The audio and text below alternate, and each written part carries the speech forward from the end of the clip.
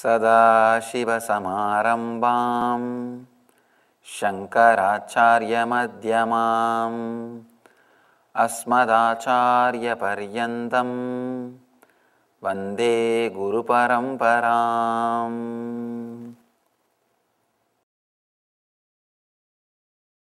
As I was telling you other day, ordinary historians wrote the history seeing the length, breadth, depth.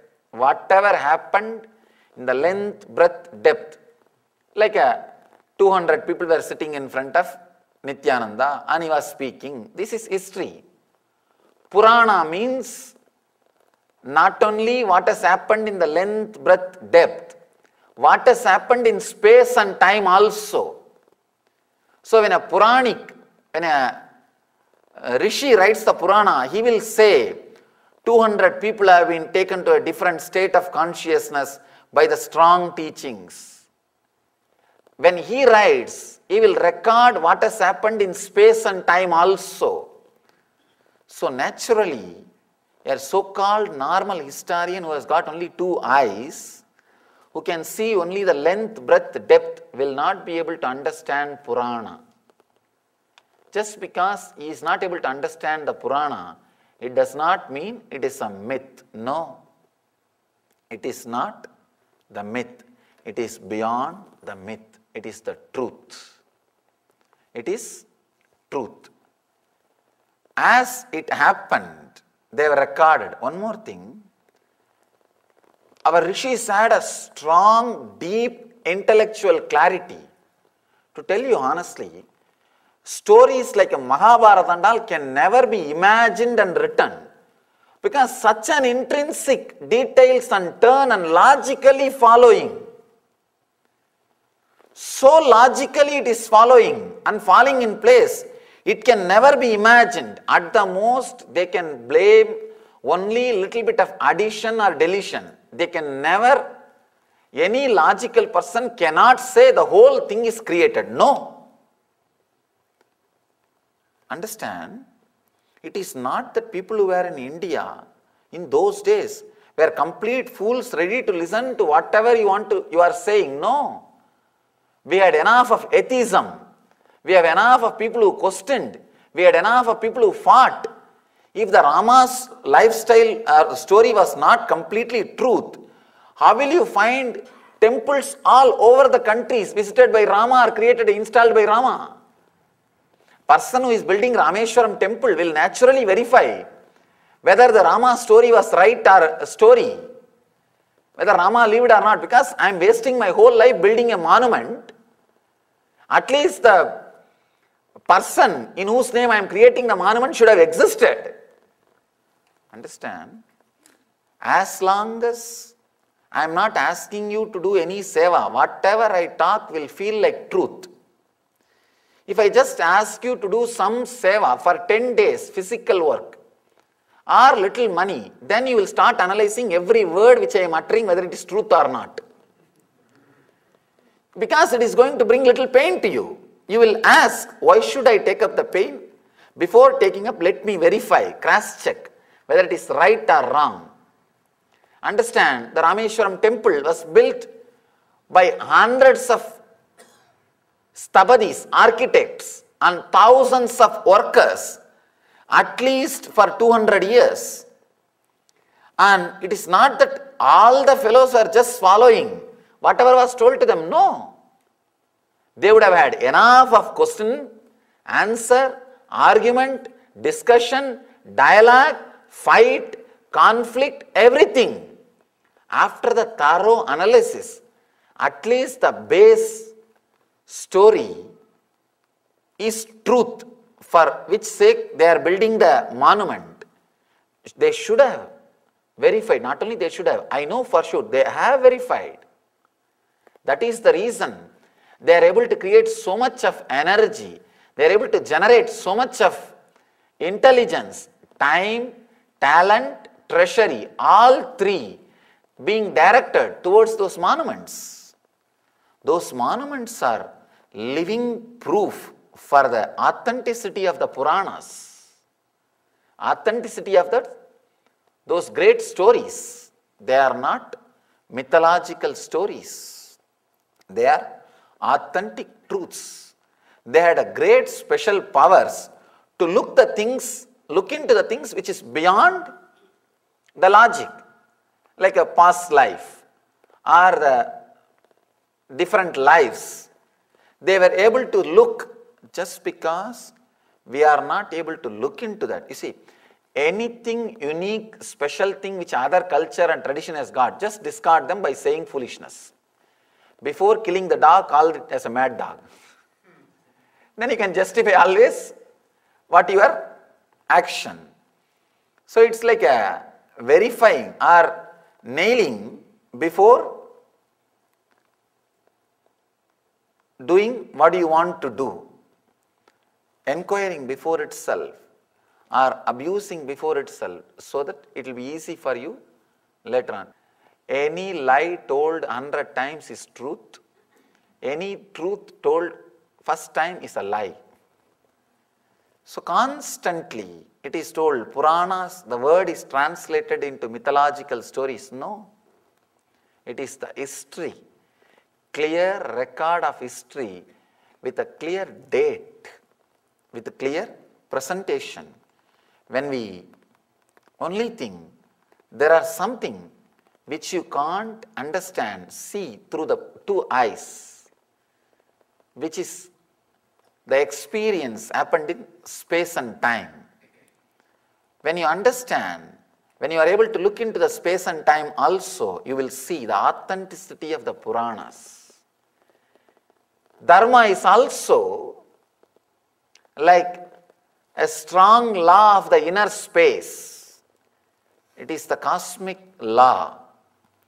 Whenever you follow the Dharma, you will see it continuously protects, it continuously stands, it continuously supports in so many different ways.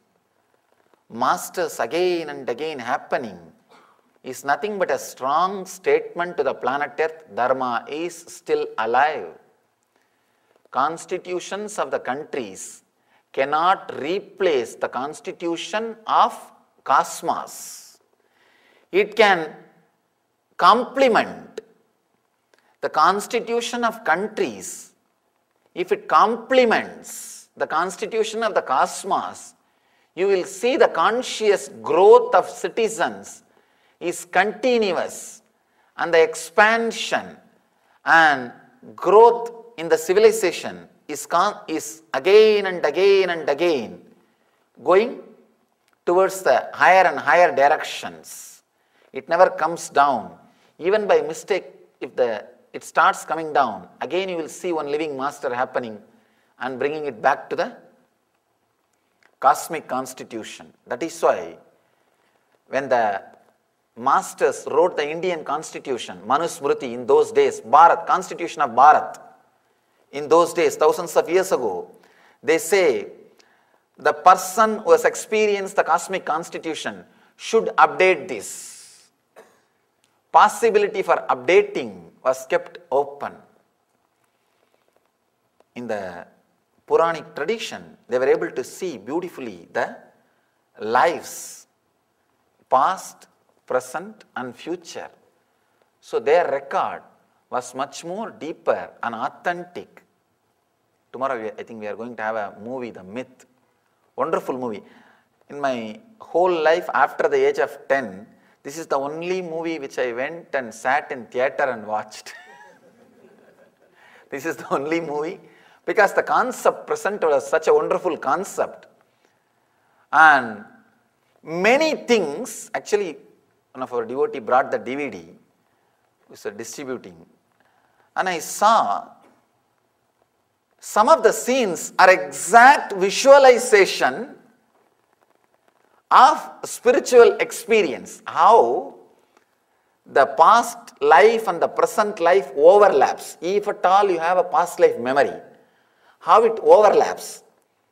It was so beautifully presented, I was really surprised. I was even asking him, did the writer or the person who made a script is a very strong spiritual person? Either he must have been already enlightened, or highly evolved, because the connection, there are many subtle truths about this past life cannot be explained by a logical person who is analyzing past lives. Only a person who has contemplated on it can analyze. It was presented so beautifully in that movie.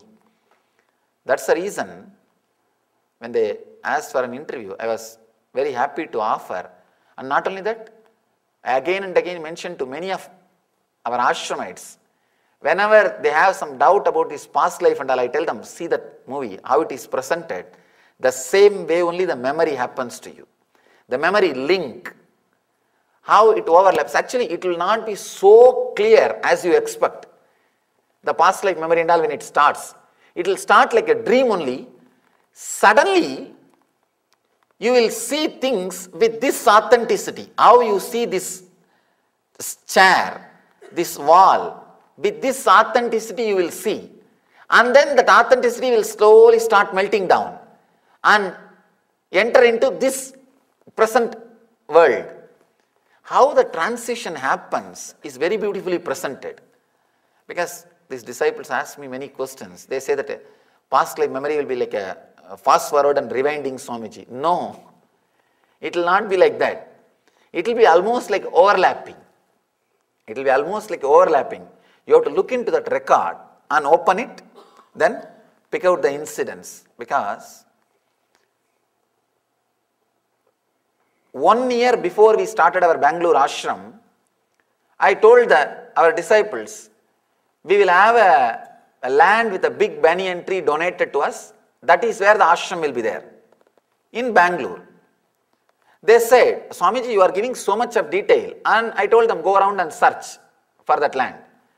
They said, when you can give so much detail, why don't you give the address?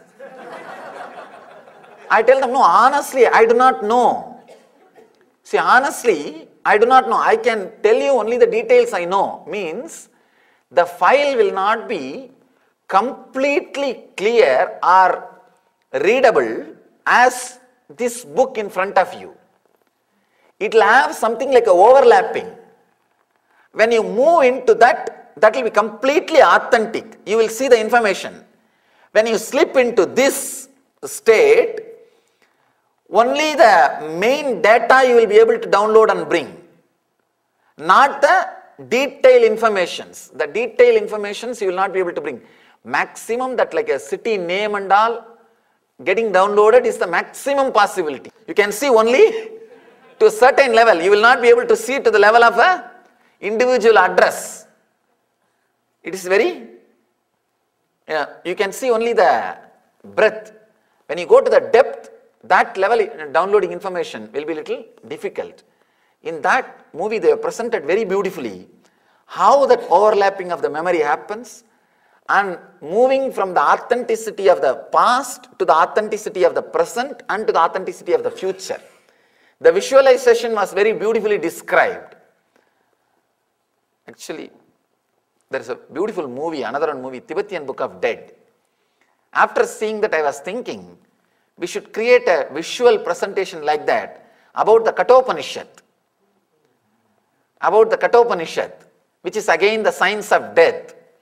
And this movie, they were very successful in presenting the few concepts of Kathopanishad visually.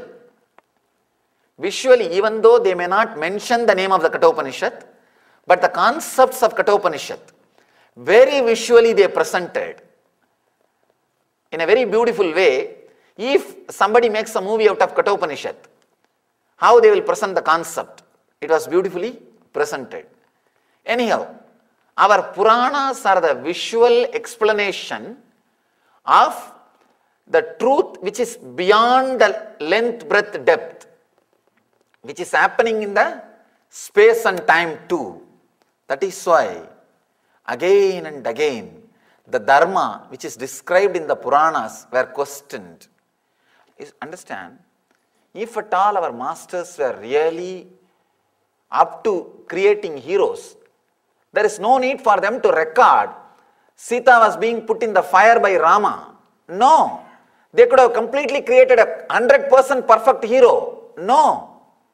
People come and tell me, no, we don't want to read this Ramayana and promote Ramayana because Sita has been abused, Sita has been put in the fire by Rama. I tell them, I also had the same idea. Just this one incident shows the authenticity, honesty our masters had. They are not interested in promoting Rama as a perfect hero. They are interested in recording the incident as it happened. And they are ready to allow you to interpret or accept or reject and whatever you want to do. This shows the honesty and authenticity of our masters, not the negative side. We need to look the things in a different way. If at all they wanted to present a very honest, very perfect picture, they could have just edited. Who is going to know? Surely we did not exist at that time and saw the whole thing. It's Valmiki who presented, but Valmiki was honest. He was interested in presenting the truth and facts as it is. History is just fact, Purana is fact plus truth. A deeper level facts. The cause and effect, both side of the fact is truth. The history is more only a fact, mainly distorted by just the effect. Based on the effect, the cause was distorted. But in the Vedic tradition, cause and effect was presented as it is, as it was, completely. Not distorting the cause based on the effect is the honesty. Not distorting the incident based on the later developments. But usually the historians, seeing the later developments and the success of the person, the initial history is reorganized or rewritten and corrected. Here, our Purana stands for Dharma, supports Dharma, and again masters happen and give one strong statement. Still Dharma is alive. Understand? This line is a technique, not teaching. If it is teaching, oh, we read enough, we know, no. It is a technique for enlightenment. Means it is expected to be practiced with sincerity. It is not expected to be interpreted for the sake of your practicality. Whenever something is given as a teaching, we say, okay, it is right, but for my practical purpose, we can adjust and come up with our own masala. No. With the technique, you can't make masala. With the teachings, you can make masala. With the techniques, you can't make. Here, Mahadeva is giving this as a technique. Try. Try just for 10 days. Try just for a few days. Whoever you see, whether it is friend or enemy, try to retain your body heat in the same way. Try to retain the number of thoughts inside you in the same way. Try to relax without getting agitated. Just try coming back to the center. You will see so many new dimensions opens in you. And you are able to carry the silence which you experience in the meditation throughout the day. The first technique, the first teaching, the first line, the purity of other teachings is an impurity to us. In reality, know nothing as pure or impure. This will lead you to samadhi. Second line, be the same and be the same to friend as to stranger. In honor and dishonor will lead you to Sagaja Samadhi. First line will give you the glimpse of Mukta, the Mukti state. Second line will give you the glimpse of the Jivan Mukti state, living enlightenment. Having enlightenment is the first step, living enlightenment is the last step. Living enlightenment is the ultimate step.